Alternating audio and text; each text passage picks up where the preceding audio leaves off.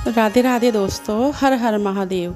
दोस्तों, आज मैं आपको बताऊंगी कि इस महीने वट सावित्री व्रत 6 जून 2024 को है। इस दिन बड़ के पेड़ की पूजा करनी होती है। जितनी भी सुहागन स्त्रियां हैं सब सुबह उठती हैं, स्नान आदि करके 16 श्रृंगार करके फिर वो पूजा करती हैं। देखो, अगर किसी मंदिर में पूजा करने जाती हैं तो वहाँ पर जो भी उनके घर में जैसा भी होता है सारी सामग्रियाँ लेकर वो जो है बड़ के पेड़ के नीचे जाती है। इस दिन जो है सत्यवान और सावित्री की वहाँ पर प्रतिमा बनाकर उनकी पूजा की जाती है, क्योंकि ये माना जाता है कि सावित्री अपने पति के प्राण यमराज से छीन कर ले आई थी। तो उसी दिन से इस व्रत की जो है मान्यता हो गई थी। इस व्रत का बहुत बड़ा महत्व है।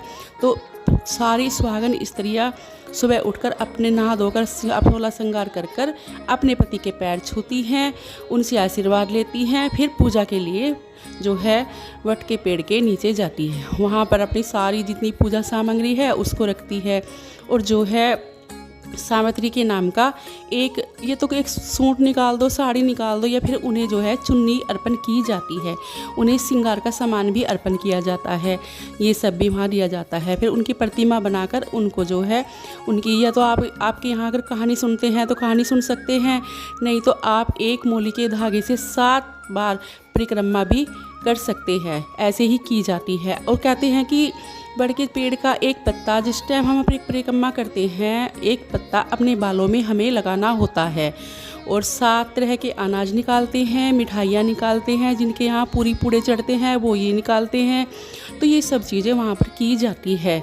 और फिर हमें जो है सत्यवान सावित्री के सामने जो है माथा टेकना होता है, आशीर्वाद लेना होता है। उस दिन हमें ब्रह्मा शेष महेश का भी आशीर्वाद मिलता है, माता लक्ष्मी जी विष्णु का भी आशीर्वाद मिलता है।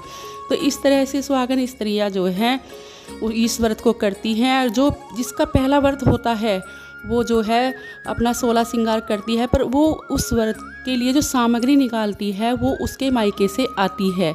वो ससुराल में से कोई भी सामान नहीं लेगी, वो सब सामग्री उसके मायके से ही आएगी।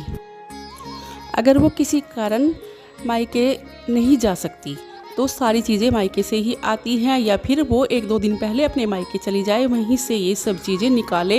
मतलब ये सेम होता तो ऐसा ही है जैसे हम करवा चौथ का व्रत करते हैं, बायना निकालते हैं, फिर हम सारा मतलब व्रत विधि करते हैं, और करने के बाद जब हम बायना मिनसते हैं अपनी सासू माँ को देते हैं, या घर में दादस हो और बड़ी हो उन्हें देते हैं, ऐसे ही दिया जाता है। सेम है, ऐसा ही बिल्कुल ही हो।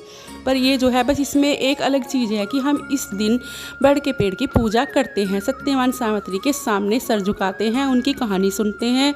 और जो हम अनाज निकालते हैं एक ये अलग है, ये अनाज भी हम इसमें निकालते हैं, नहीं तो ये करवा चौथ जैसा ही व्रत है। और इस दिन महिलाएं इस व्रत को बहुत ही विधि विधान के साथ करती हैं, अपने पति की लंबी आयु के लिए जो है भगवान से आशीर्वाद लेती हैं।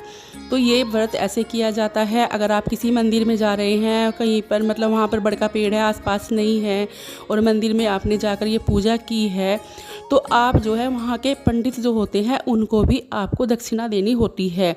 अगर आपके सास नहीं है, या मतलब आप कहीं बहुत दूर रहते हैं, जो सामान आपने निकाला है, मिनसा है, तो आप उसे किसी ज़रूरतमंद आदमी को दे सकते हो।